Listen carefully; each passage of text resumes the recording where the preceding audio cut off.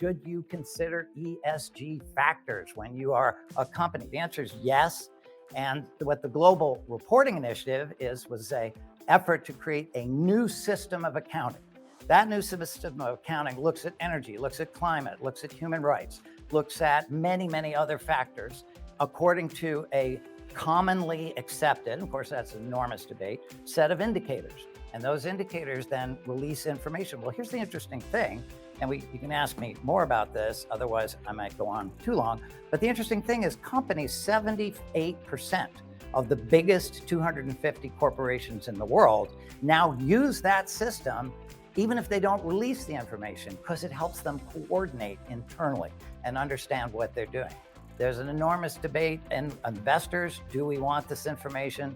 Does it show us opportunities? Does it show us risks? And now you mentioned the Europeans. The Europeans are saying, well, we don't really care whether you make more money. We care whether you're destroying our countries. And so now they are pushing companies through, I could run through the organizations, but they've passed a law in the European Union saying you must release this information. That law is going to affect 50,000 companies in Europe alone, which is a market of 800 million people.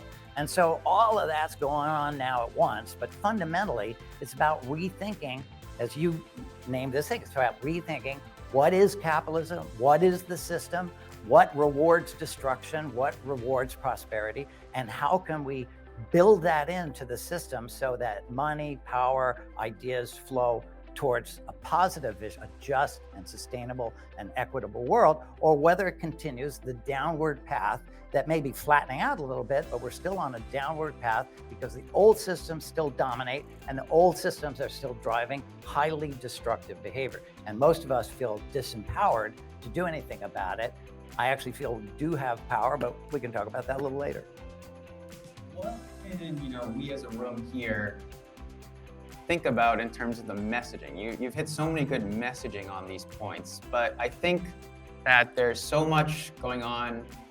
At least I like using the stat that 6 companies control 90% of what the U.S.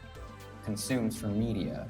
We are clearly not winning this messaging battle. Like, I think a innovative strategy, and I welcome any innovative strategies out there for people on how we can better communicate this stuff is, what if we doubled down on our investment in, say, a PBS or, a public broadcasting system that talked about this, similar to this program.